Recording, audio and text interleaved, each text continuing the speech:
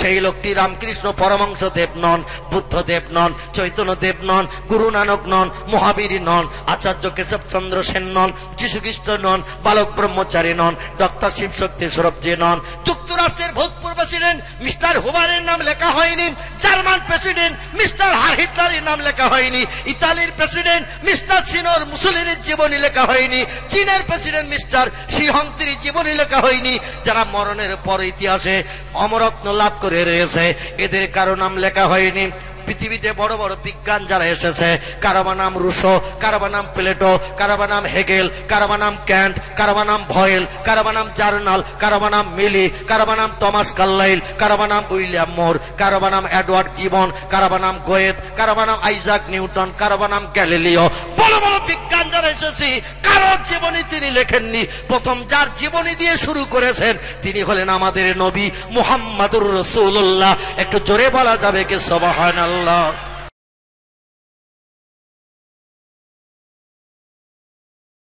এবার রাতের বেলা ওরা স্বপ্ন দেখছেন, আল্লাহ পাক মনসুর হাল্লাজকে এবার বলছেন, এ মনসুর হাল্লাজ, তুমি ওদের সঙ্গে একটু সাক্ষাৎ করে ওদের ব্রেন মগজের চিন্তাটা দূর করে দাও। বাদশাহ মনসুরের দেশে হযরতে আল্লাহ ওয়ালা আল্লাহ প্রেমিক খোদা ভক্ত মনসুর হাল্লাজ স্বপ্ন দেখে আলেমদের সঙ্গে সাক্ষাৎ করেছেন। আলেমরা পায়ে জড়িয়ে জড়িয়ে রাত্রি বেলা ঘুমের করে কান্না শুরু করেছেন। বলে, হুজুর বেয়াদবি নেবেন না, আমরা বুঝতে পারিনি আপনার ভিতরটা এমন। বাইরে দেখে আমরা ফতোয়া দিয়েছিলাম, কিন্তু আপনি ভিতরে তো খোদা প্রেমিক ভক্ত ইমানদার ছিলেন, বাইরে বুঝতে পারিনি। কিন্তু রাস্তাঘাটে পথে আপনি আনাল হক আনাল হক, আমি আল্লাহ আমি সত্য, খোদা এটা কেন বলতেন?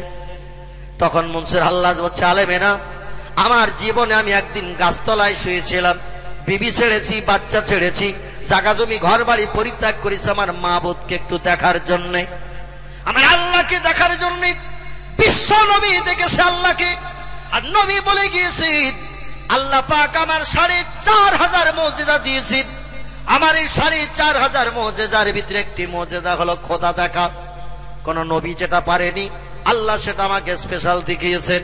আমি আল্লাহকে 25 বছর মতান্তরে 27 বছরে লম্বা মেয়াদ নিয়ে আর সে মহল্লায় বসে বসে আমার মাবুদকে সামনে রেখে গল্প করেছি। জোরে বলুন সুবহানাল্লাহ। রাসূল বলেন, আমার মুজিজা একটাও আমি কবরে নিয়ে যাব না, আমার মুজিজাগুলো আমি আমার উম্মতদের জন্য রেখে যাচ্ছি।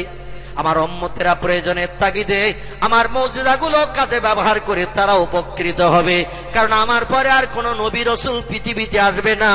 এজন্য আমার মুজিজাগুলো আমার উম্মতের উপকারে কাজে লাগবে। জোরে বলুন সুবহানাল্লাহ। মুজিজা শব্দ কি হলো? আরবি শব্দ। এর আবিধানিক বাংলা অর্থ হলো অলৌকিক তাজ্জব আশ্চর্যান্বিত ঘটনা। আমার নবীকে দিয়ে আল্লাহ ঘটিয়ে দিয়েছিলেন ৪৫০০ মতো। কতটা বললাম?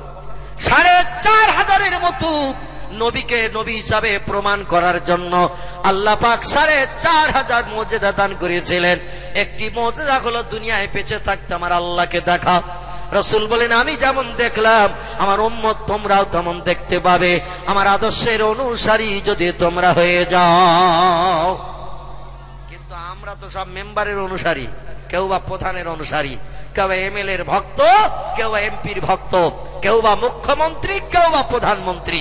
আমাদের দেশের যারা নেতা আমরা তাদেরই ভক্ত সেজেছি, নবী মুহাম্মদ রাসূলুল্লাহর ভক্ত আমরা হতে পারিনি। ঠিক বললাম না ভুল বললাম ভাই? বিশ্ব নবীর মুহাব্বতের ভক্ত হতে পারেনি। তবে হয়তো বলেন, it is wrong your theory মৌলবী, আপনার যুক্তিটা ঠিক না। আমাদের চেহারার দিকে তাকিয়ে দেখেন, আমরা পুরো উম্মতে মুহাম্মাদি সেজে গেছি। আজকের এই জলসাটার দিকে তাকিয়ে দেখলে মনে হয় আল্লাহর ফেরেশতা সব জলসায় এসে হাজির হয়ে গেছে। ঠিক বললাম না ভুল বললাম? আমাদের চেহারার দিকে তাকালে মনে হবে আল্লাহর ফেরেশতা সব এসে বসে গেছে, আসমান থেকে সব নেমে গেছে। তবে কালকের সকালে ফেরেশতা থাকবে না, ফেরেশতা সব গিরগিটি হবে। কি হবে বললাম? গিরগিটি। ও দেখবেন মাঝে মাঝে রং পাল্টায়, মাঝে মাঝে লাল হয়, মাঝে মাঝে সবুজ হয়, গাছের সঙ্গে মিশে যায়। গিরগিটি বোঝেন তো? ও মাঝে মাঝে রং পাল্টায়, যখন যেমন দরকার তখন তেমন হয়। আজকের জলস উপলক্ষে সব ফেরেশতা সেজেছি, বিশ্ব নবীর পূর্ণ পায়বানদের অনুসরণ করে আজ বসেছি। মাথায় টুপি, গায়ে পায়জামা, পাঞ্জাবি, লুঙ্গি। কালকের সকালে আমাদের চেহারা হবে সব গিরগিটি মার্কা। মাথায় টুপিও থাকবে না, মুখে দাড়িও থাকবে না, গায়ে লম্বা জামাও থাকবে না। আমেরিকার, জাপান, জার্মানের ফ্যাশন, গায়ে শার্ট আর পরনে প্যান্ট। হঠাৎ রাস্তার ধারে যদি একটু মাইনাস করার দরকার হয়, চেনটা টেনে দিই, শালে মেশিন বাস করে হরুজ পাইপ ছেড়ে স্টার্ট দেবে, অসুবিধে কিছু নাই, ও বসানো দরকার নাই। কালকের জলসা ছিল তাই বসেছিলাম, আজকের পেশাব লেগেছে বেলা 11টায়। রাস্তা ধারে দাঁড়িয়ে চেনটা টেনে হোসপাই পার করে অ্যাকশন করছে, খানা খলদক বিল বাগান ভরাট করে দিচ্ছে। রাসূল বললেন, পেশাব যখন লাগবে বসবে, তোমরা বসে বসে পেশাব করবে, কারণ তোমার দেহের সব থেকে দামি জিনিস যেটি নাম হলো তার গুপ্তাঙ্গ লজ্জা শরম। তুমি লজ্জা শরম আবরণ করবে, ঢেকে বসবে, পেশাব করবে। দাঁড়িয়ে যদি কেউ পেশাব করে, হাফ মাইল দূরের থেকে ওর যন্ত্রপাতি সব দেখতে পারবে কিনা বলো? যন্ত্রটা কেমন, লম্বা না বেটে, সরু না মোটা, হাফ মাইল দূরের থেকে যদি কেউ নজর করে, হোস পাইপ দেখতে কোনো অসুবিধা হবে না। কিন্তু বসে যদি একবার পেশাব করে, তাও রাসূল বলেছেন গাছের আড়ালে, পাহাড়ের আড়ালে, ঝোপঝাড় জঙ্গলের পাশে আড়ালে পড়বে, তোমার সামনের দিক থেকে কেউ যেন তোমার লজ্জাস্থানের দিকে তাকাতে না পারে। কুকুর আর মানুষ এখন হয়েছে সমান, কুকুর আর মানুষ এখন এরা হয়েছে সমান। যদি বলেন হোয়াট ইজ দ্য ডকুমেন্ট, দেখবেন আল্লাহ কুকুরের লেজ দিয়েছে 1 থেকে 1.5 হাতের মতো লেজ দিয়েছে না?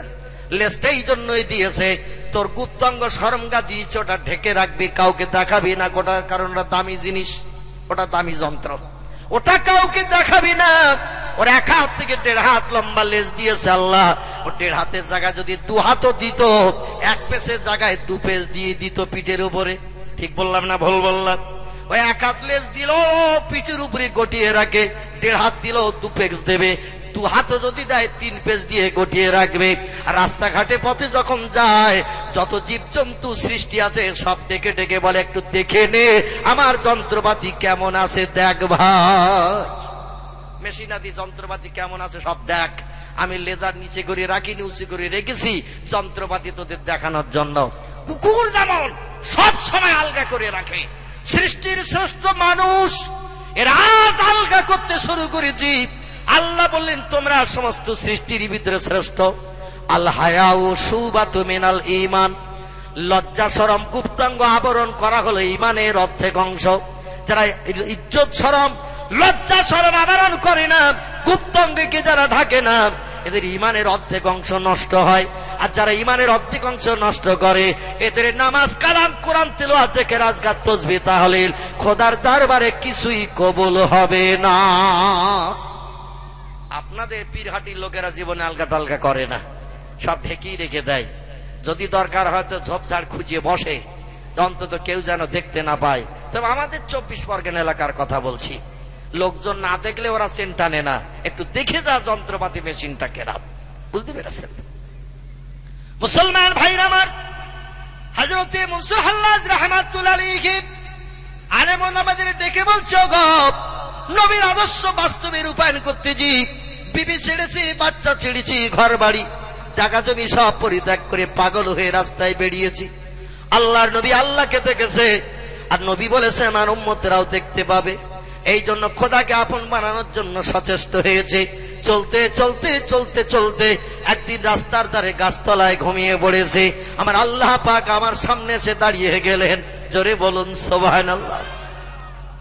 ডেকে বলে, মনসুর হাল্লাজ রে, আরে মনসুর হাল্লাজ, আমাকে দেখার জন্য বিবি ছাড়লি, বাচ্চা ছাড়লি, ঘর বাড়ি ছাড়লি, জায়গা জমি ছেড়ে দিয়ে দিলে, দুনিয়ার সুখ স্বচ্ছন্দ পরিত্যাগ করে দিয়ে পাগল হয়ে ঘুরে বেড়াতে শুরু করে দিলি। আর আমি আল্লাহ আমার চেহারা তোকে দেখাবো না, তাহলে আমার নবীর কাছে ওয়াদা ভঙ্গ হয়ে যাবে। আমার নবী আমার আরশের পায়া জড়িয়ে কেঁদেছিল আর বলেছিল, আল্লাহ দুনিয়ায় চলে যাচ্ছি, তবে হঠাৎ একটা কথা মনে পড়েছে, এই জন্য আপনার আরশের পায়া জড়িয়ে ধরে ধরে কাঁদছি। আমার আল্লাহ বলেন, মাফকুকা ইয়া ইউহান নবী, ও আমার হাবিব রে, 27 বছরের লম্বা মেয়াদ নিয়ে তোমার সঙ্গে গল্প করলাম, সামনাসামনি বসে বসে জান্নাতি মধু দিলাম, জান্নাতি দুধ দিলাম, জান্নাতি মদ তোমাকে খাওয়ানোর জন্য পরিবেশন করলাম। আর আমার নূরে তাজুলের চেহারা 27 বছরের লম্বা মেয়াদ ধরে তোমারে দেখিয়ে কলিজা ঠান্ডা করলাম। জিবরিলের সঙ্গে পৃথিবীতে ফিরে যাবে, হঠাৎ করে আরশের পায়ে জড়িয়ে কেন কাঁদো? আল্লাহ নবী বলেন, আল্লাহ আমি দেখেছি আপনাকে আমার জীবনের দুঃখ নিবারণ হয়েছে। 13 বছর মক্কা দেশে মার খেয়েছি, কল জ্বালা যন্ত্রণা নির্যাতন অত্যাচার সহ্য করেছে। আল্লাহ আজকের আমার সব ব্যথা নিবারণ হয়ে গেছে আপনার চাঁদ মুখ দেখে। জোরে বলুন সুবহানাল্লাহ।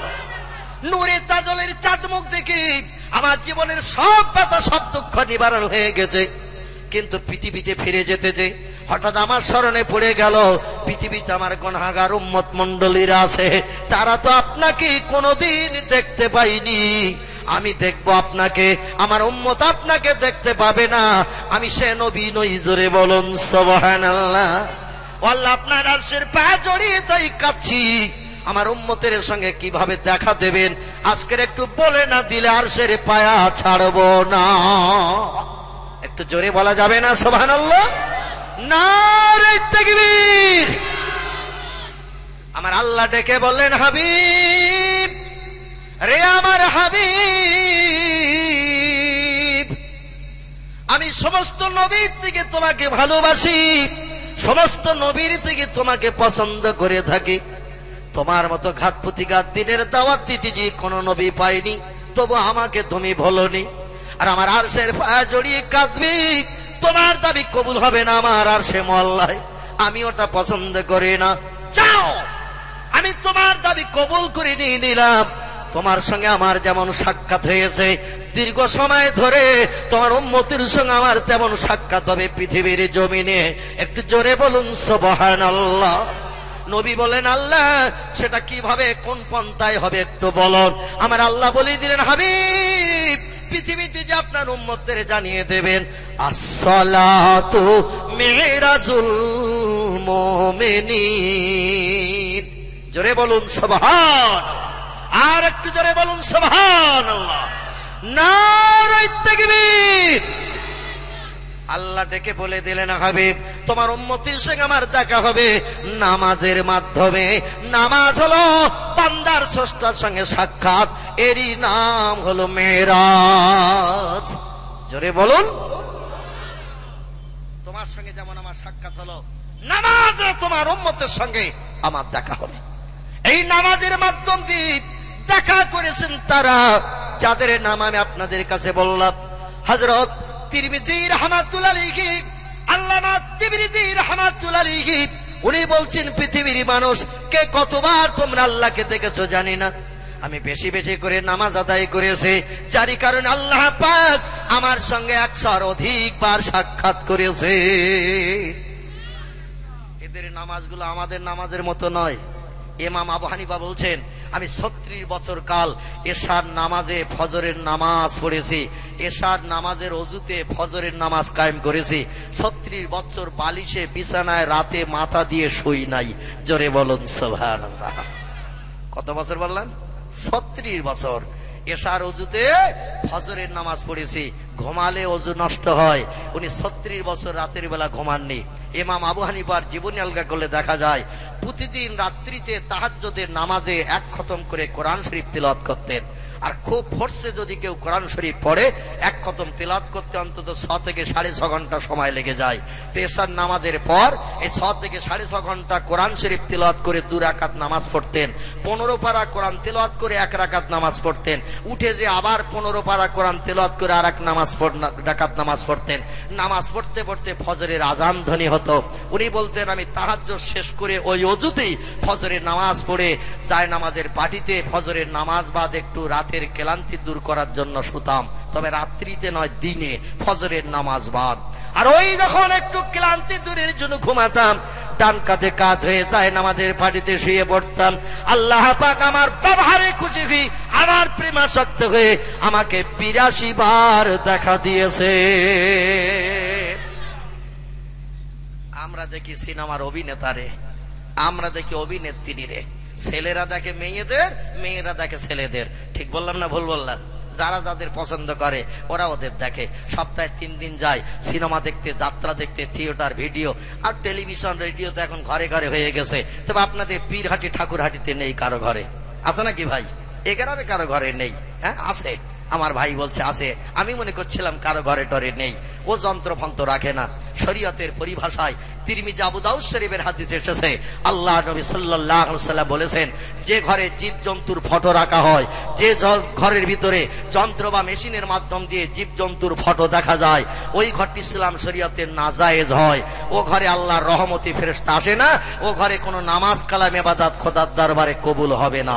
জোরে বলুন নাউজুবিল্লাহ। মানা না মানা আপনার ব্যাপার।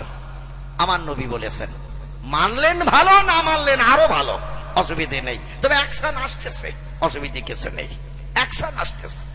মুসলমান ভাইরা আমার, হযরত উম্মুল মুমিনিন মাইসাতুল হুমায়রা রাদিয়াল্লাহু আনহা উনি বলছেন, ইয়া রাসূলুল্লাহ, এই জান্নাতুল বাকি যেখানে আপনার পবিত্র সাহাবীরা ঘুমিয়ে আছেন, ভালো ভালো মানুষ যেখানে ঘুমিয়ে আছেন, আপনি এখানে ঘুমাবেন বলে ঠিক করেছেন কিনা বলুন। খেয়াল আছে তো কথাটার দিকে নাকি? না হারিতে গেছে সব? এখনই গেলি হবে না ভাই, এখন রাত 9টা 9:30 বেজেছে, অন্তত 12টা বাজুক, তারপর হারির চিন্তা হবে ইনশাল্লাহ।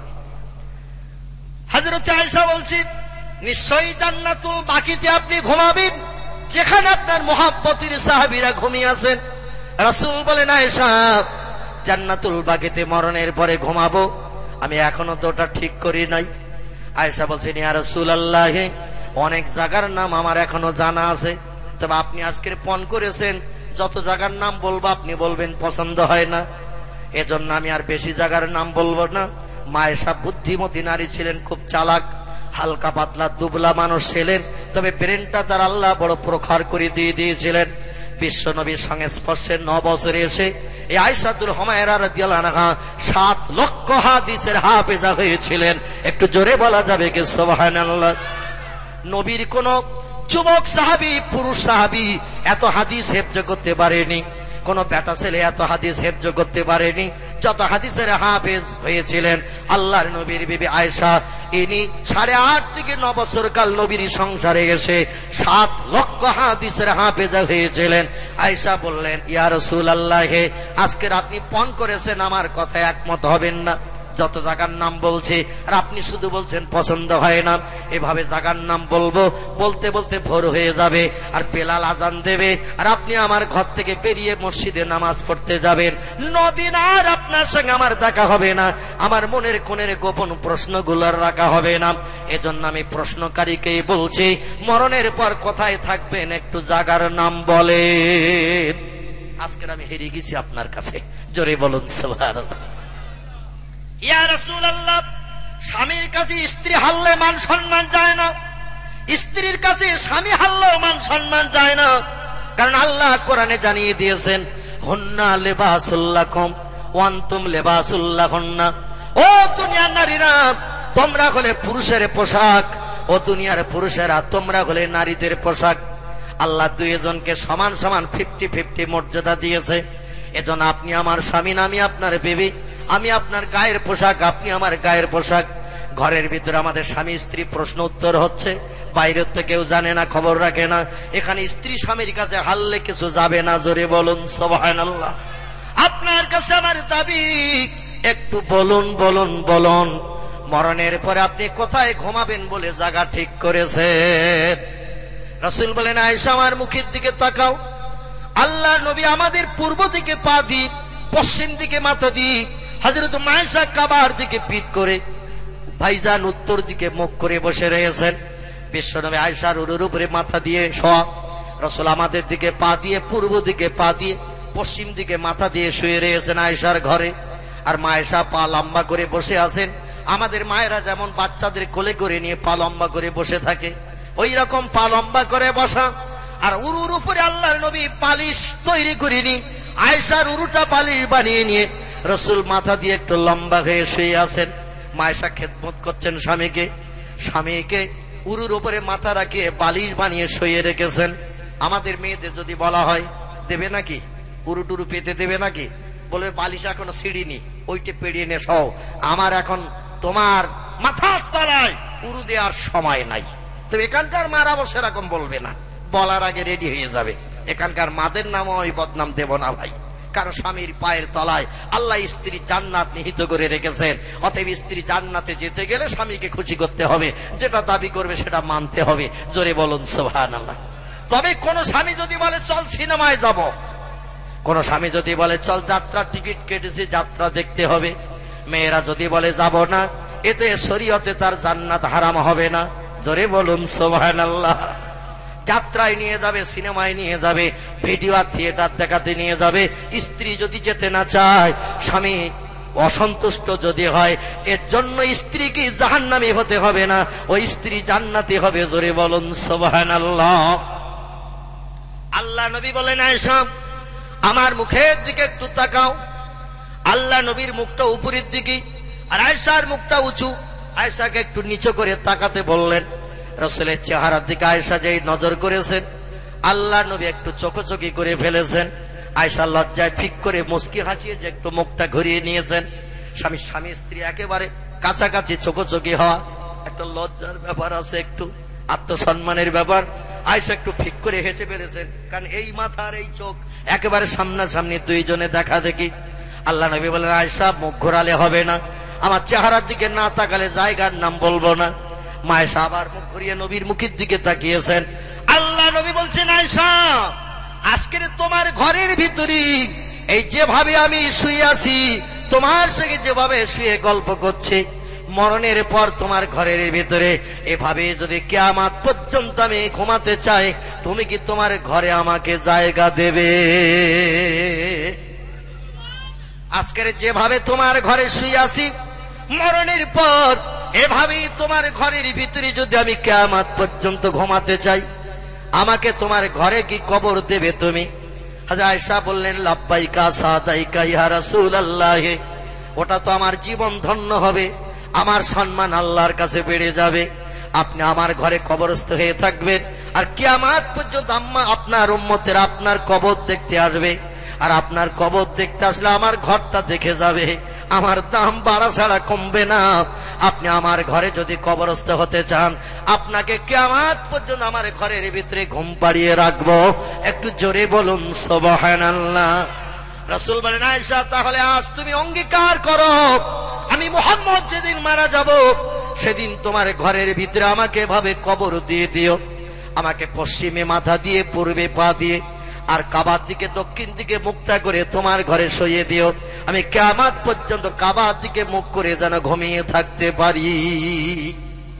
বিশ্ব নবীর ওয়াদা পূর্ণের জন্য হযরত মায়েশাতুল হুমায়রা রাদিয়াল্লাহু আনহা রাসূলের মৃত্যুর পরে চতুর্দিকে যখন শোকের ছায়া নেমে গেল, নবীর সাহাবীরা সব কেঁদে কেঁদে জারেরা। হাদিস শরীফ এসেছে, ইসলামিক ইতিহাসে লিপিবদ্ধ হয়েছে, 3 দিন পর্যন্ত মদিনার মেয়েরা উনানে হাড়ি চাপায়নি। আমার নবীর বিয়োগ ব্যথাতে যে যেদিকে পারে সব পাহাড়ের কিনারায় বসে বসে কাঁদে।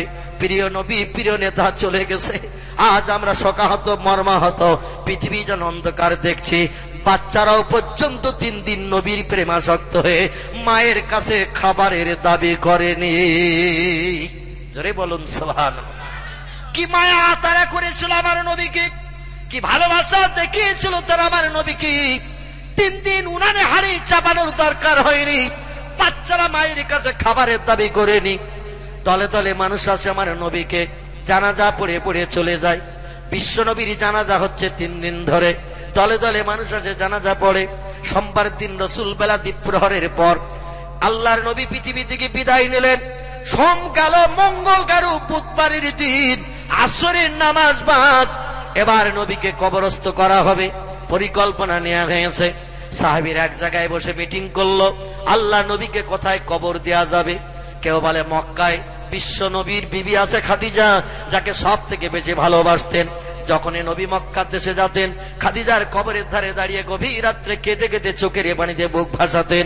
খাদিজার কবরের পাশে কবর দিলে হয়। কেউ বা বলছেন আল্লাহ নবীর বাপ মা ঘুমিয়ে আছেন ওই আবহাওয়া প্রান্তরে, মরুভূমি, বাবলা বাগান, বাপ মায়ের পাশে নবীকে দাফন করে দেয়া ভালো। কেউ বা বলছেন বিশ্ব নবী মুহাম্মদ রাসূলুল্লাহর মাতৃভূমি মক্কার দেশে কাবার পূর্ব দিককার চাতওয়ান নবীর বাপের পৈতৃক ভিটা, ওইখানে মুহাম্মদ রাসূলুল্লাহকে কবর দিলে ভালো হয়। অন্য কারো জায়গায় কবর না দিয়ে নবীর বাবার পৈতৃক ভিটায় কবর দেয়া হোক। কেউ বলেন আল্লাহর নবী নিজ হাতে করে একটি ভালো কবরস্থান মদিনায় বানিয়েছেন, যেখানে মুহাম্মদের সাহাবীদের কবর দেয়া হয়েছে, এখানে নবীকে কবর দেয়া হোক। সিদ্ধান্ত সেটেল হয় না। শেষ পর্যন্ত কি করা যাবে? হযরত আয়েশার কাছে যে বলা হলো, উম্মুল মুমিনিন, এ মা জননী আয়েশা, আপনার স্বামীকে তো আর রাখা সম্ভব নয়। মদিনায় শোকের ছায়া বয়ে চলেছে, 3 দিন মসজিদে আজান হয় না, নবীর বিয়োগ ব্যথায় নামাজের কথা কারো মনে নাই, 3 দিন আজান হয় না। বেলাল তো কেঁদে কেঁদে সারেদার হয়ে পাগল বনে রয়েছে। আল্লাহ নবীর চেহারার দিকে তাকায়, আর আসার খেয়ে গিয়ে বলে, হযরত বেলাল, আজ নবী নাই, যে নবীর জন্য আমি পাগল হয়ে গেছি, সেই নবী আজ আমাকে ফাঁকি দিয়ে চলে গেল। বেলাল 3 দিন মসজিদে আজান দেয় না, জামাতে নামাজও হয় না। আল্লাহর নবীর সাহাবী হযরত আবু বকর বলেন, আর লাশ উপরে রাখা যাবে না, মাটির তলে দাফন করে দিয়ে স্বাভাবিক নিয়ম তৈরি করতে হবে। কোথায় কোন জায়গায় কবর দেয়া যাবে? মায়েশার কাছে যে জিজ্ঞাসাবাদ করা হলো, আল্লাহ নবীর কবরের জায়গা কোথায় হবে, আপনার কি কিছু জানা আছে নাকি? হযরত মায়েশা বললেন, রে মদিনার মুসলমানেরা, নবীর সাহাবীরা, শোনো, আমার স্বামীর সঙ্গে একদিন আমার কথোপকথন হয়েছে। আমার স্বামী বলেছে, মরণের পর আমার এই ঘরের ভিতরে যেখানে তিনি বর্তমানে ঘুমিয়ে আছেন, মৃত্যুবরণ করে শুয়ে রয়েছেন, একদিন ঠিক এই অবস্থায় আমার উরুর উপরে মাথা দিয়ে নবী শুয়েছিলেন। আজকের যে অবস্থায় নবী আমার ঘরে শুয়ে আছেন, যে অবস্থায় নবী মৃত্যুবরণ করেছেন, এখান থেকে কিছুদিন আগে ঠিক এই রকম অবস্থা ছিল আমার ঘরের ভিতরে। রাসূল আমার কাছে নিবেদন করেছিল, আয়েশা, এই পৃথিবী থেকে যেদিন বিদায় নেব, মারা যাব, তোমার ঘরের ভিতরে এইভাবে যদি কিয়ামত পর্যন্ত কবরস্থ হয়ে ঘুমাতে যাই, আমাকে কি তোমার ঘরের ভিতরে কবরের জায়গা দেবে? আমি সেদিন আমার প্রিয় স্বামীকে বলেছিলাম, নাম ইয়া জাওজি মুহাম্মদ ইবনে আব্দুল্লাহ, রে প্রাণের স্বামী আব্দুল্লাহর বেটা, হ্যাঁ হ্যাঁ হ্যাঁ, আপনি আমার ঘরে যদি কবরস্থ হতে চান, আপনাকে আমার ঘরে কবর দিয়ে রাখবো। রাসূল বললেন, তাহলে আমার সাহাবীদের বলবে, আমার মরণের পর তোমার ঘরের ভিতরে আমাকে যেন কবর দেয়। সাহাবীরা বলছেন, আমরা আগে যদি বিভিন্ন মিটিং মিছিল না করে হযরত আয়েশার কাছে আসতাম, আমাদের তাহলে অনেক আগে কাজ কমপ্লিট হয়ে যেত। এখানে যখন রাসূল ঘুমাতে চেয়েছে, তাহলে আর দেরি করো না, এখানেই কবর খোঁড়ো, এখানেই কবর খোঁড়ো। যেখানে রাসূলের লাশ মরার পরে রাখা ছিল, রাসূলের লাশটা সরিয়ে দিয়ে সেখানেই কবর খোঁড়া হলো। কবর খুঁড়ে লাশটাকে আবার সেখানে দাফন করা হয়েছিল। হযরতে মায়েশাতুল হুমায়রা বলেন, আমার প্রাণের স্বামী আমার ঘরের এক পাশে থাকে, আমি আর এক পাশে থাকি, আমার কোনো অসুবিধা হয় না। জোরে বলুন সুবহানাল্লাহ। আজকের জলসা শেষ করে আমরা যখন বাড়ি যাব, আমাদের বাড়ির মেয়েদের যদি একটু ডেকে বলা হয়, ওরে বিশ্ব নবী যেখানে মারা গেছেন সেখানে ঘরের ভিতরে কবরস্থ হয়েছেন, আমার মরণটা যদি ঘরে হয়, তো অন্তত আমার কবরটা ঘরে খাটের তলায় দিস। মরণের পর অন্তত একটা সুন্নত আদায় করা যাতে হয়।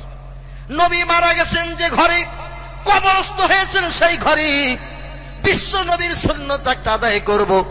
যে ঘরে আমরা স্বামী স্ত্রী বিবি বাচ্চা থাকি, মরণের পরে ঘরের ভিতরে আমাকে কবর দিস। স্ত্রী বলবে, তোমাকে ঘরে কবর দিয়ে থাকবো কোথায়? স্বামী বলছে, আমি খাটের তলায় থাকবো মাটিতে, আর তুই থাকবি খাটের উপরে।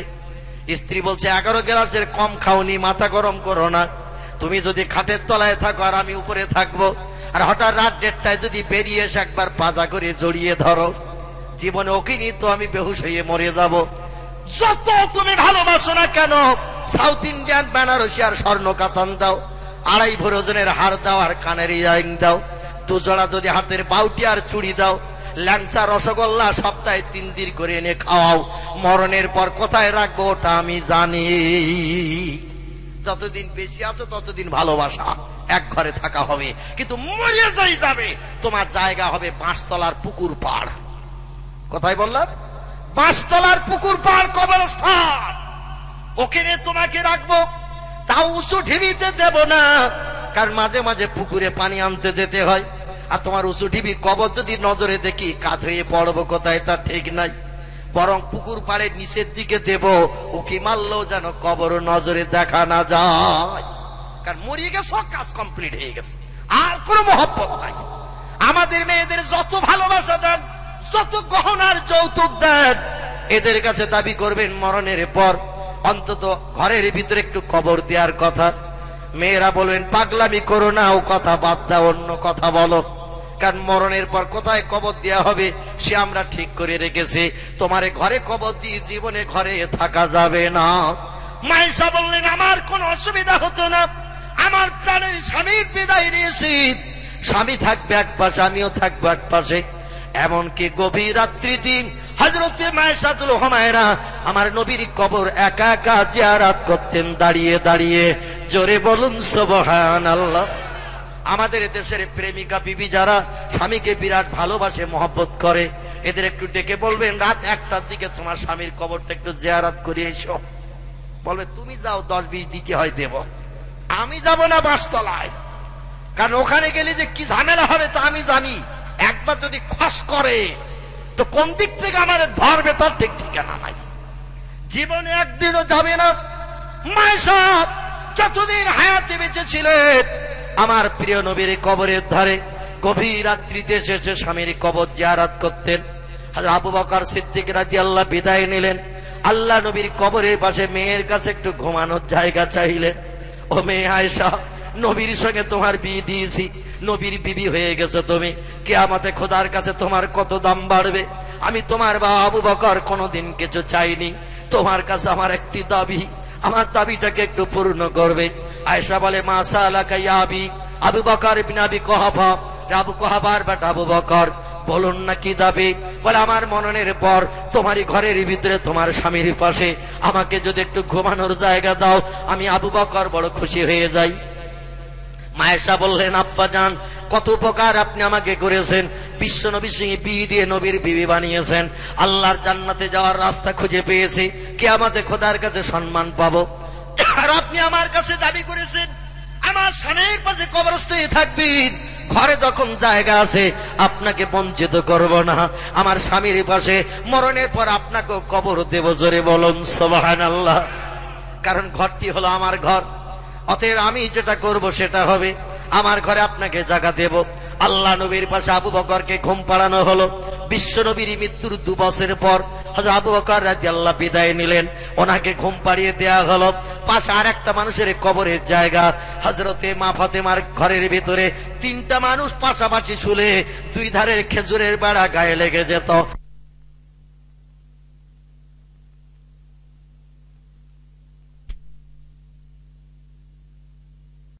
হলো বিশ্ব নবীর মৃত্যুর 2 বছর পর হযরত আবু বকর রাদিয়াল্লাহু বিদায় নিলেন, ওনাকে ঘুম পাড়িয়ে দেয়া হলো। পাশে আরেকটা মানুষের কবরের জায়গা, হযরতে মা ফাতেমার ঘরের ভিতরে 3টা মানুষ পাশাপাশি শুলে 2 ধারের খেজুরের বাড়া গায়ে লেগে যেত। দেখতে ভালো হবে, বলে অন্তত বল কিরাম করলে ভালো হয়। বলে এক পাশে থাকবে খাট, খাটের সামনে থাকবে একটা মাদুর পাতার জায়গা, তার সামনে থাকবে দেওয়ালের একটা শোকেস। খাটে বসে বসে শোকেসের দিকে তাকানো হবে। বাঘ আছে পিছনে, কাছের ভিতরে, সামনে আছে হরিণ, পিছনে আছে এমন করে বাঘ, সামনে আছে খরগোশ, পিছনে আছে প্রজাপতি, সামনে আছে ফুল, পিছনে আছে বিড়াল, সামনে আছে ইঁদুর। শোকের ভিতরে সব সাজিয়ে রাখতে হবে, দেখতে কত সুন্দর দেখাবে। সামনে আছে কলসি, পিছনে আছে বক, বক কলসির ভিতরে মুখ দিয়ে দিয়ে পানি টেনে টেনে খাবে। শোকেসের ভিতরে এগুলো না রাখলে ঘরের মানানো হবে না। আবার মাথার দিকে থাকবে একটা আলমারি, ওই খাটের পায়ের দিকে থাকবে একটা আলনা, জামা কাপড় গুলো গুছিয়ে রাখতে হবে। দরজার পাশে একটা জানলা থাকবে, জানলার ধারে টেবিলে থাকবে বৌমাটা, জানলার পাশে টেবিলের উপরে রাখতে হবে বৌমাটা। বৌমা, আমি এর বাংলা নাম দিয়েছি বৌমা, ইংরেজি নাম হলো টেলিভিশন। ঘরের ভিতরে জানলার ধারে টেবিলের উপরে এটা যদি না রাখা হয় ও ঘরের মানানো হবে না। আপনাদের কারো ঘরে বৌমা টৌমা নাই তো আমাদের দেশে মোল্লা মৌলবী ঘরে যদি আসে তাড়াতাড়ি ওরে 3টে কাপড় দিয়ে নতুন বউ ঢেকে দেয়। হুজুর এসেছে, মৌলবী এসেছে, দে ঢেকে, এখন ঘন্টা ঢেকে দে, হুজুর যেন না দেখে। হুজুর যেই চলে যাবে সব রেশানি করে বৌমার ঘোমটা তখন আলগা হয়ে যাবে। ঠিক বললাম না ভুল বললাম? মোল্লা মৌলবী ঘরে ঢুকলে ওরে 2টো কাপড় দিয়ে ঢেকে রাখে, তো চেহারা দেখালে তোর ফেস কাটি নষ্ট হবে।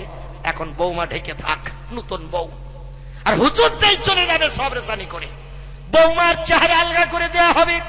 ছেলেরা বলবে খোকা 15 মিনিট হয়ে গেছে বোধহয় ছায়াছবির অনুষ্ঠান, তাড়াতাড়ি ভলম মোড়া দে, একটু দেখা যাক।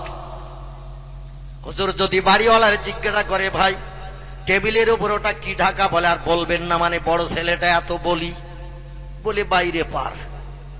দোষ সব বড় ছেলের ঘাড়ে দিয়ে বাড়িওয়ালা বেরিয়ে গেছে। বেরিয়েছে, বলছে খোকা তোর চাচা এসেছে, দাদিমা সবরে সানি। তো দাদা সবরে সানি, চাচা এসেছে বাৎসরিক আসে, এক খতম পড়িয়ে সবরে সানি করিয়ে দেয়।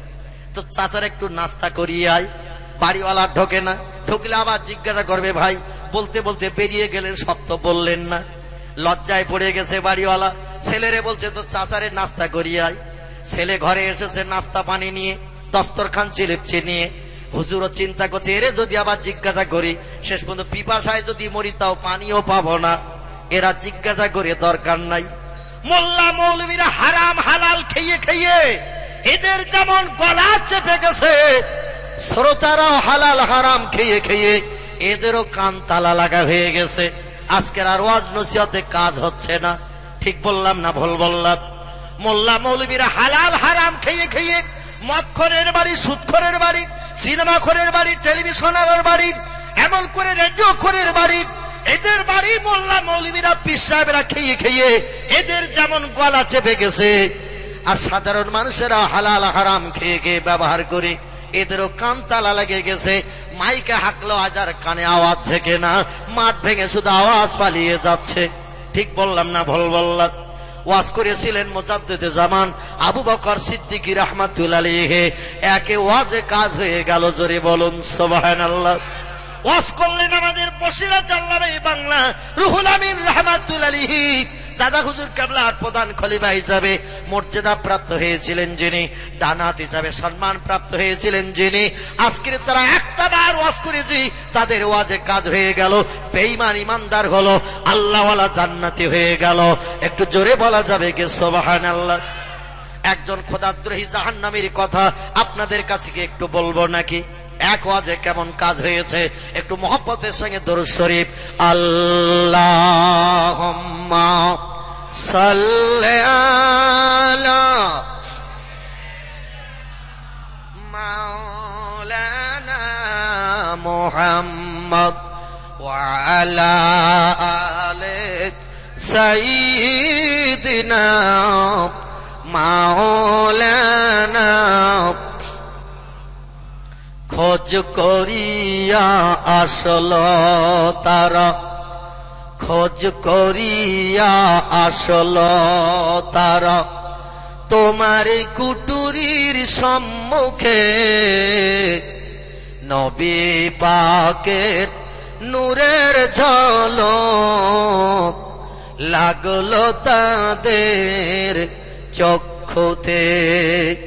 যে নূরের ওই ঝলক লেগে, যে নূরের ওই ঝলক লেগে চোখ ঝলসে গেল, সেই নবীর ওই মোহাব্বতে দরুদ মোমিন পড়ো। আল্লাহুম্মা সাল্লি আলা মাওলানা মুহাম্মদ ওয়া আলা আলি সাইয়্যিদিনা মাওলানা মুহাম্মদ। আপনাদের হুগলি জেলার পাশে একটি জেলা আছে, নাম তার হাওড়া জেলা। নাম শুনেছেন তো, দেখেছেন তো নাকি? পাশের জেলা হুগলি জেলার পাশে একটি জেলা, জেলাটির নাম হাওড়া জেলা। হাওড়া জেলা একটি জায়গার নাম হলো বাকুল। বাকুল কি নাম বললাম? বাকুল শরীফ। ফুরফুরা থেকে 18 কিলোমিটারের মতো রাস্তা। ওই মুন্সিরহাটের আগে বর্গেশিয়া থেকে কিছুটা সামনে যে জায়গাটির নাম হলো বাকুল শরীফ। অনেকে গেছেন না ওখানে? চৈত্র মাসের প্রথম সপ্তাহে প্রতি বছর জলসা হয়, হয় না? ওখানে ঘুমিয়ে আছেন যিনি, তার নাম হলো সুফি আব্দুল মোমেন। ঠিক তো নাকি? এই লোকটার আসল নাম ছিল প্রতাপ চন্দ্র সেন। কি নাম বললাম? প্রতাপ চন্দ্র সেন। বাড়ি ছিল বাংলাদেশের চট্টগ্রাম। কোথায় বললাম? বাংলাদেশের চট্টগ্রাম, পূর্ব পাকিস্তান। ভারত বাংলাদেশ তখন এক ছিল। মুজাদ্দিদে জামান আবু বকর সিদ্দিকী রাহমাতুল্লাহ আলাইহি ওয়াজ করতে গেছেন বাংলাদেশে। নোয়াখালী থেকে নৌকা যোগে জলপথে, পানিপথে তিনি চট্টগ্রামে গেছেন। পরের দিন জলসা। যে বাড়িওয়ালার বাড়িতে জলসা, বাড়িওয়ালার বাড়ির সামনে একটা সদর দলুজ আছে। দলুজ দলুজ ঘর বোঝেন তো? এখন তার দলুজ ঘরের দরকার নাই। মামাতো ভাই খালাতো ভাই বন্ধু এসেছে, ঘরের ভিতরে জায়গা। খোকার বাপ বাড়ি নাই, খোকার মা তো আছে, অসুবিধে কিছু নাই, যা লাগবে সব দেবে, কোনো অসুবিধা নাই। আগেকার যুগে আত্মীয় স্বজন আসলে বাড়ির সদরে বসো, অন্দর মহলে ঢোকার পারমিশন নাই। বাড়িওয়ালা বাড়ি আসবে, তারপরে যদি নিয়ে আসে তখন আসবে, তার আগে এখন আমরা মেয়েরা বাড়িতে কোনো বেটা ছেলের প্রবেশ অধিকার নাই। ঠিক বললাম না ভুল বললাম? এখন মডার্ন হয়ে গেছে। মামাতো ভাই খালাতো ভাই বন্ধু গেছে, ও বাইরে থাকবে কেন? ঘরে ঢুকুক, অসুবিধা নেই। ঘরে ঢুকে যায়, আর ঘরের মেয়েরা বলে অনেকদিন পরে এসেছিস। বলে খেয়াল ছিল না, মনে ছিল না, তো এসেছি। বলে আজ 11 মাস বিয়ে হয়েছে, তোরে দেখিনি। বাপের বাড়ি থাকতে সপ্তাহে সপ্তাহে দেখতাম। আমি রান্না করতে যাই, গালটা হা কর, একটু পান দিয়ে যাই, হা কর। বলে আমার হাতে দেখাই। বলে অনেকদিন পরে এসেছিস, তোর হাতে দিলে আমার কথা মনে থাকবে না, তোর গালে এমন করে দেবো যেন 3 সপ্তাহ অন্তর অন্তর আসিস। বুঝতে পেরেছেন? গাল হা কর, গালে দে। খোকার বাপ মাঠ থেকে বাড়ি আসে কাজ করে, এসে যদি বলে আজকে রৌদ্র পড়েছে খুব, পিপাসায় কলিজা শুকিয়ে গেছে, 1 গ্লাস পানি হলে ভালো হয়। আমাদের মেয়েরা বলে সেই কলসি আর ওই গ্লাস যত পারো ঢালো আর খাও, আমার এখন পানি দেওয়ার সময় নাই। এখানকার মারা অবশ্য এরম বলে টালে না। রৌদ্র পড়তেছে দেখে ওরা মাল সব রেডি করে রেখে দেয়। বাড়ি আসলে খোকার বাপেরা হাওয়া দিতে হবে, ঠান্ডা পানি দিয়ে পিপাসা দূর করতে হবে। এখানকার মারা অ্যাডভান্স সব জোগাড় করে রেখে দেয়। আমাদের 24 পরগনা বসিরহাট এলাকার কথা বলছি। মামাতো ভাই খালাতো ভাই বন্ধু আসলে ওর গালে জোর করে দেয়।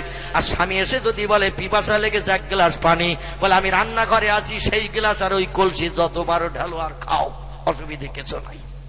এরা বাজার থেকে মাঝে মধ্যে বাড়ি আসে রাত 11টায়, এসে জিজ্ঞাসা করছে রান্না বান্না কি হয়েছে? বলে উচ্ছে বেগুন, মাছ ঝোল আছে আর ভাত। বলে গাটা যেন গরম গরম ভাব, খান 2 রুটি হলে ভালো হতো, কারণ ভাত খেলে জ্বর একটু বেশি হয়, রুটি খেলে আর জ্বরটা বেশি হয় না। খান 2 রুটি হলে ভালো হতো, যেন 103 জ্বর ভাব। আমাদের মেয়েরা বলে এই রান্নাঘর থেকে 3 ঘন্টা ধরে আগুন পয়ে আসলাম, উচ্ছে বেগুন রান্না করলাম, মাছের ঝোল ভাত, আর এখন রাত 11টায় বাড়ি এসে বলছো রুটি। অত যদি রুটি খাওয়ার ইচ্ছা হয় রান্নাঘরে যাও, তৈরি করো, খাও, আমি বাপের মেয়ে যেতে পারবো না। যদি তোমার ভালো না লাগে মেম্বার ডাকো, আর আমার ডিম বেচা পয়সা আছে 4 আনার কাগজ আমি আনতেছি, সঙ্গে সঙ্গে ডিভাইডেড, কোনো অসুবিধা নাই। মেম্বারকে ডাকবে তুমি, কাগজ কিনবো আমি, সঙ্গে সঙ্গে সই স্বাক্ষর করে আমরা উভয়ের মতো চিন্তা ভাবনা নেব। এখন রাত দুপুরে আর রুটি বানাতে যেতে পারবো না। তবে এখানকার মারা ভালো, রাত 12টায় এসেও যদি বাড়িওয়ালা বলে 2 খানা রুটি, তো 4 খানা করিয়ে দেয়। রাত্রি দোকান খাবে, সকালে দোকান খাবে, ঠান্ডা বাসি ভাত টাত খেতে হবে না, খোকার বাপের জ্বর হবে। এরা যত্ন করে ভালো। ভাইরা আমার, বাড়িওয়ালা বাড়ির সদরে জায়গা দিয়েছে পীর সাহেব কেবলাকে, ফুরফুরার পীর সাহেব কেবলা, মুজাদ্দিদে জামান আবু বকর সিদ্দিকী। এদের ওয়াজ কেমন কাজ হতো একটুখানি লক্ষ্য করেন। আর বর্তমান যুগে আজ আর কাজ হচ্ছে না। হুজুর বাড়ির সদরে বসা জায়গা করে দিয়েছেন বিশ্রামের জন্য। আমি যেমন আজকে সকালে এসে গেছি আপনাদের গ্রামে, গতকাল প্রোগ্রাম ছিল দক্ষিণ 24 পরগনার কাকদ্বীপ, সেখান থেকে রাত 3টায় বেরিয়ে এখানে এসেছি সকাল 7:30-8টার দিকে, একটা না গাড়ি ছাড়িয়ে। চিন্তা করলাম বাড়ি যেতে গেলে তো 4 ঘন্টা 4.5 ঘন্টা লাগবে, ওখান থেকে আবার এখানে আসতে গেলেও 3.5 ঘন্টা 4 ঘন্টা লাগবে, ঝামেলার দরকার নেই, সোজাসুজি চলে যাই। এসে সারাদিন বিশ্রাম করছি ভাই। হুজুর সকালে সকালে চলে গেছে, বিশ্রামের জন্য জায়গা করে দেওয়া হয়েছে বাড়ির সদরে, কিন্তু কানে একটা আওয়াজ আসছে, ঢং ঢং ঠং ঠং আওয়াজ আসতেছে। পীর সাহেব ডেকে বলে বাবা বাড়িওয়ালা, তোমাদের বাড়ির পাশে কিসের একটা আওয়াজ হচ্ছে, ঢং ঢং ঠং ঠং। আওয়াজ শুনলে তো ঘুমানো যাবে না, বিশ্রাম হবে না, সারা রাত জাগতে হবে, আলেম ওলামারা চতুর্দিক থেকে আসবে, ফতোয়া ফারায়েত জিজ্ঞাসা করবে, সারা রাত ঘুম হবে না, রাত্রিতে সারা রাত জলসা হবে। অতএব দিনে একটু বিশ্রাম না নিলে রাত জাগবো কি করে? বাবা আওয়াজটা কি একটু বন্ধ হবে না? বাড়িওয়ালা বলছে হুজুর আমাদের মসজিদ যেখানে, হিন্দু ভাইদের মন্দিরও সেখানে, ওদের মন্দিরে পূজা হয়, আমরা কিছু বলি না, আমাদের মসজিদে আজান হয়, নামাজ হয়, ওরাও কিছু বলে না। পীর সাহেব বললেন লাকুম দীনুকুম ওয়ালিয়া দীন, আল্লাহ কোরআনে বলেছেন তোমাদের ধর্ম তোমাদের কাছে ভালো, ওদের ধর্ম ওদের কাছে ভালো। লা ইকরাহা ফিদ্দীন, ধর্মের উপরে কোনো জোর জবরদস্তি নাই, যার যেটা ভালো লাগবে সে সেটা করবে। ব্রেন বুদ্ধি মগজের বিচার হবে হাসরে। যদি কোনো ব্যক্তি অন্যায় পথে চলি, কিয়ামতে আল্লাহ তার অ্যাকশন করবেন। দুনিয়ায় কোনো মানুষের অধিকার নাই শাস্তি দেওয়া।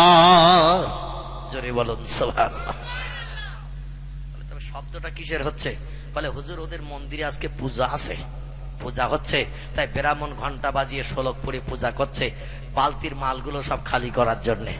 ব্রাহ্মণদের কাজ হলো মন্দিরে যখন পূজা হয় বালতিগুলো খালি করে দিতে হয় সংস্কৃতের শোলক পড়ে। যা দেবী সর্বভূতে শান্তি রূপে অং নমস্তস্যৈ নমো নমঃ অল্লং জ্যেষ্ঠং শ্রেষ্ঠং পরমং পুণ্যং ব্রাহ্মণ অল্লং আল্লাহ রসুল মুহাম্মদ রকং বরস আদাল্লাবু কামে বাকম আল্লাবু কনিকাতম এত ইসমিন্নন্তরে মেচ্ছা যাচ্ছেন সমন্বিত মুহাম্মাদিতি খ্যাত শিষ্য শাখা সমন্বিত আসুর সংহারিণী হোহরং অল্ল অল্লং ইল্লাল্লাহ তিল্লাল্লাং। এর শ্লোক পড়লেই বালতির মাল হাবিস হবে, কোনো অসুবিধা নাই। আর সাধারণ মানুষ বলবে ব্রাহ্মণ বাবাজি আমার বালতিটা আগে খালি করে দেন। কিন্তু ব্রাহ্মণের একটু চালাক আছে মৌলবীদের মতো।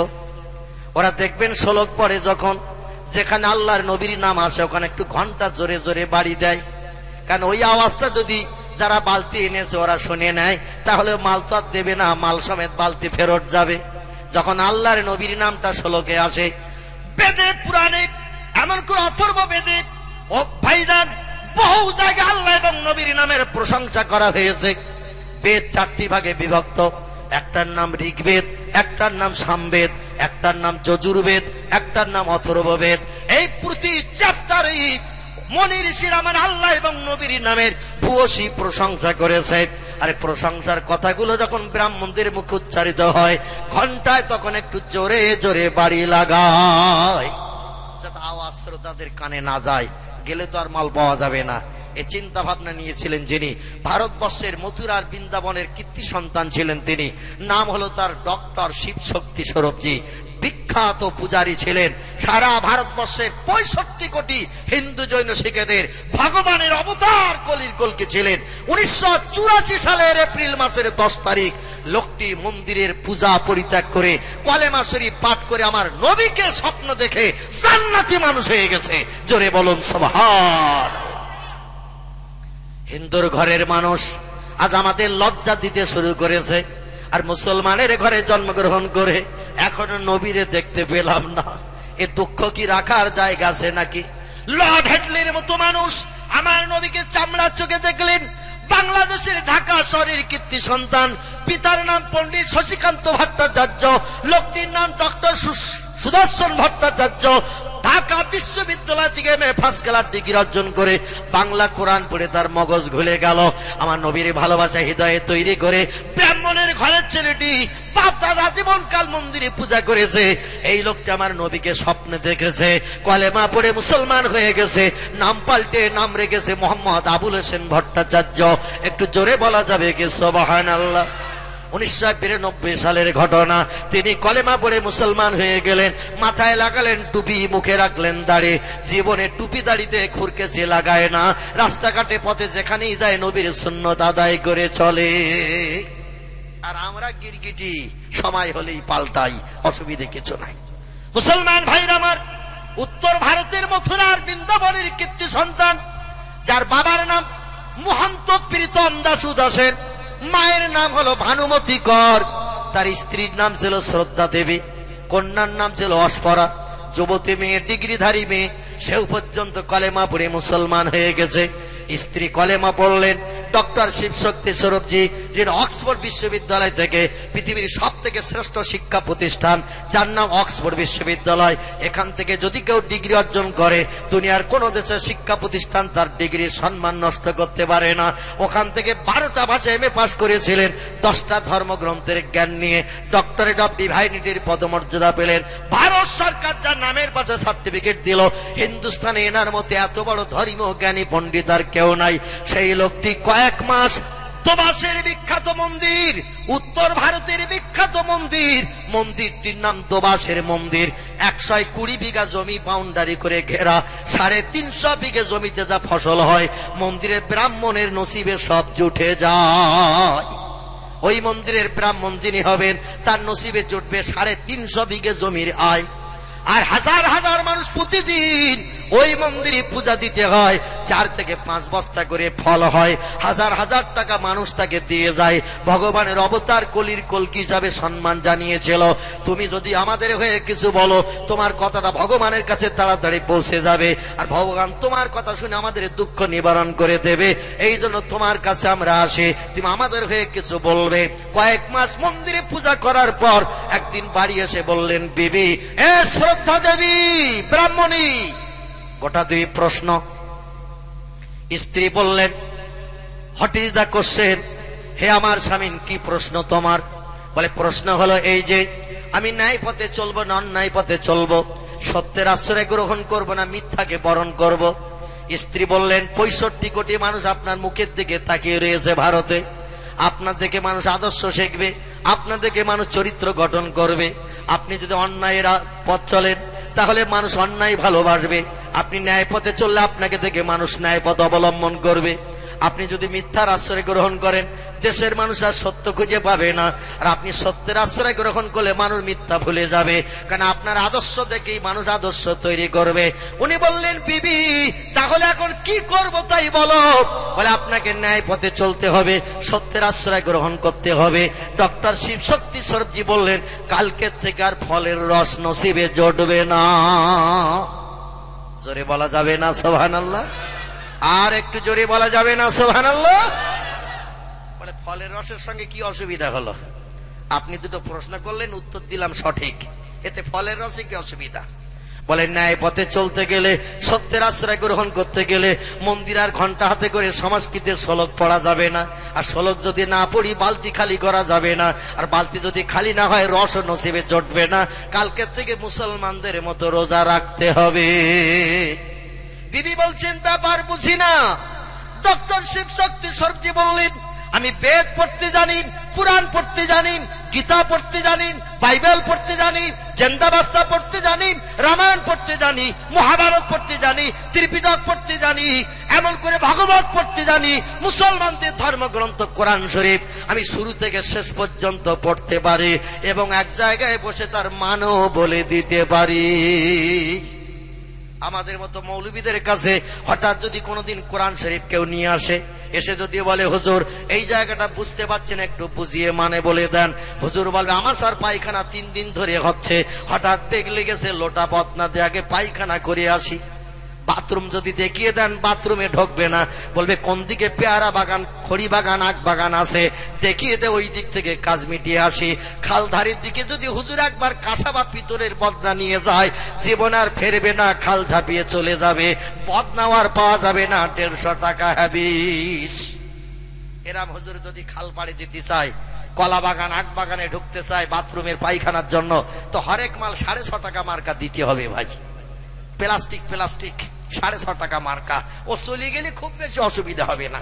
তবে কাঁসা বা পিতলের লোটা বদনা যদি দেন, ও জীবন আর ফেরবে না।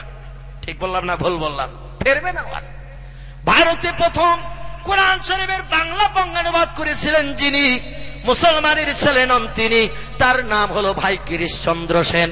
হিন্দুরা কোরআন শরীফ পড়ে, হিন্দুরা কোরআন ভালোবাসে, হিন্দুরা কোরআনকে ভক্তি করেছে। স্বাধীনতা বিপ্লবীর মহান নেতা মিস্টার মহাত্মা গান্ধী কোরআন ভালোবেসেছে। স্বাধীন ভারতের প্রথম প্রধানমন্ত্রী পণ্ডিত জওহরলাল নেহরু কোরআন ভালোবেসেছে। স্বাধীন ভারতের প্রথম নারী প্রধানমন্ত্রী মিস ইন্দিরা গান্ধী কোরআনের আদর্শ মেনেছে। ভারতের হিন্দুর ঘরের কীর্তি সন্তান ডক্টর রামনারায়ণ শাস্ত্রী আল্লাহর কোরআনকে ভালোবেসেছে। পণ্ডিত হরপ্রসাদ শাস্ত্রী কোরআন ভালোবেসেছে। লালা লাজপত রায় কোরআন ভালোবেসেছে। পণ্ডিত কালিদাস কাপুর কোরআন ভালোবেসেছে। তেজ বাহাদুর সাপ্রু কোরআন ভালোবেসেছে। জোড়াসাঁকো ঠাকুর বাড়ির কীর্তি সন্তান বিশ্বকবি রবীন্দ্রনাথ ঠাকুর আল্লাহ নবীর সুন্নতকে সারা জীবন পালন করে চলে গেছে, আর আমরা মুসলমান সেই নবীকে চিনতে পারিনি। এই দুঃখ কি আর রাখার জায়গা আছে নাকি ভাই? ভারতের কীর্তি সন্তান স্বামী বিবেকানন্দ আমেরিকার শিকাগো শহরে ইংরেজিতে 3 ঘন্টা বক্তৃতা দিয়েছিলেন। তার বক্তৃতার 3 ভাগের 2 ভাগ ছিল আমার নবীর জীবন আদর্শের উপরে। জোরে বলুন সুবহানাল্লাহ। যিনি বিশ্ব রেকর্ড করলেন, ভারতের কীর্তি সন্তান মর্যাদা পেলেন, স্বামী বিবেকানন্দ যিনি ইংরেজিতে বক্তৃতা করেছিলেন। ও দেশের মানুষেরা জানতো ভারতের মানুষ ইংরেজি জানে না। 3 ঘন্টার মতো বক্তৃতা করলেন শিকাগো শহরে। বিদেশিরা বলল ভারতের এত ইংরেজি জানে না, এবং তার বক্তৃতায় মানুষ মুগ্ধ হয়ে কেঁদেছিল। তার বক্তৃতা 3-এর 2 অংশ ছিল আমার নবীর জীবন আদর্শের উপরে। একটু জোরে বলা যাবে কি সুবহানাল্লাহ। আমরা মুসলমান সেই নবীরে চিনতে পারিনি, শুধু নবী দিবস করতে এসেছে। আল্লাহুম্মা সাল্লি আলা লা ইলাহা ইল্লাল্লাহ 4 বার পড়েছি, কাজ মিটে গেছে, ব্যাস হয়ে গেছে, আর দরকার নেই। ও মুসলমান ভাইরা আমার, আচার্য বিনয় ভাবের নাম আপনারা শুনে থাকবেন। এর একটু কোরআনের বাংলা অনুবাদ করেছে। ভারতের হিন্দুর ঘরে ছেলে মেয়েরা, এ দেশে যদি মানুষ হতে চাও, মুসলমানদের কোরআন আরবি ভাষায় লেখা, পড়তে জানো না মানে মতলব জানো না, বাংলায় লিখে দিচ্ছি, একবার দেখে নাও, পড়ে নাও, তাহলে তোমরা মানুষ হতে শিখবে। একটু জোরে বলা যাবে কি সুবহানাল্লাহ। হিন্দুর ঘরের মহান কীর্তি সন্তান, কথায় কথা বেড়ে যায়, যার নাম ডক্টর রামনারায়ণ শাস্ত্রী। উনি একটি তত্ত্ব দিলেন ইতিহাসে লিখে, আজ অমরত্ব লাভ করে রয়েছে লেখাটি। উনি বললেন ভারতের অধঃপতিত হিন্দু সমাজে ইসলাম এসেছিল আলোক দীপ্তি নিয়ে। ইসলাম যদি ভারতবর্ষে জমিনে না আসতো, এ ভারতের অধঃপতিত হিন্দু সমাজের মানুষ কোনদিন মানুষ হতে পারত না। একটু জোরে বলা যাবে না সুবহানাল্লাহ। কত বড় কথা বললেন তিনি। উনি বললেন ভারতের অধঃপতিত হিন্দু সমাজে ইসলাম এসেছিল আলোক দীপ্তি নিয়ে। ইসলাম যদি ভারতবর্ষের জমিনে না আসতো, এ ভারতের অধঃপতিত হিন্দু সমাজের মানুষ কোনদিন মানুষ হতে পারত না।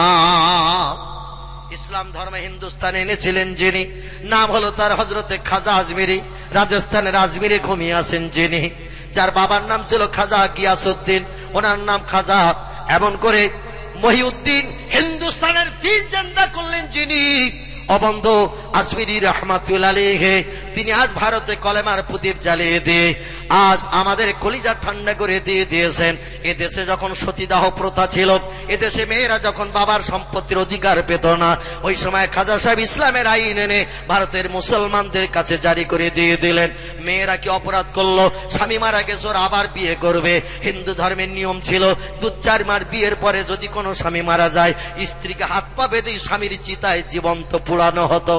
রাজা রামমোহন রায় বলল ধর্মে লাথিমার, বিশ্বকবি রবীন্দ্রনাথ ঠাকুর বলল ধর্মে লাথিমার, মা ঈশ্বরচন্দ্র বিদ্যাসাগর বলল ধর্মের আইন পরিত্যাগ কর।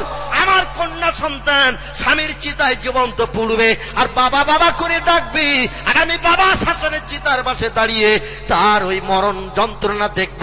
এটা কখনো যুক্তির কথা নয়। মুসলমানদের ধর্মের আইন কত ভালো, ওদের 5টা স্বামীও যদি মারা যায় সবার মেয়ে বিয়ে করতে পারবে। 100 স্বামী যদি মারা যায় 101 বার বিয়ে করতে পারবে। আমাদের ধর্মে মুসলমানদের আইন জারি কর, সতীদাহ প্রথা উচ্ছেদ কর। জোরে বলুন সুবহানাল্লাহ।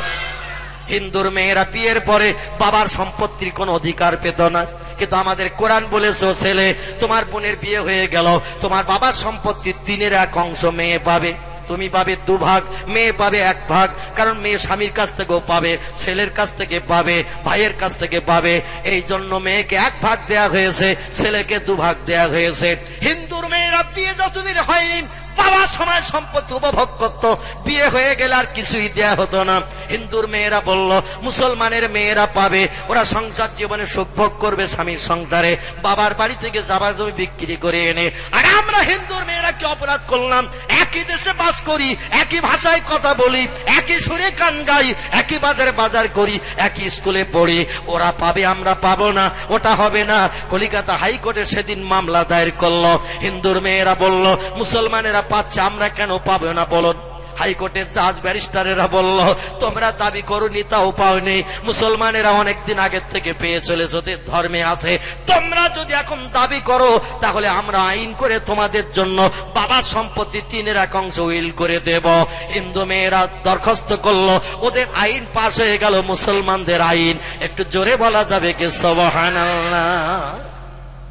মুসলমান ভাইরা আমার, সেই ইসলাম, সেই ভারত ভারতবর্ষে এসেছে মানুষকে মানুষ বানানোর জন্য। পণ্ডিত হরপ্রসাদ শাস্ত্রী বললেন, বিধাতার তরফ থেকে মানুষের কল্যাণের জন্য যদি কোনো মহামানব এ পৃথিবীতে আবির্ভূত হয়ে থাকে, সে মহামানবের নাম হযরতে মুহাম্মদুর রাসূলুল্লাহ সাল্লাল্লাহু আলাইহি ওয়াসাল্লাম।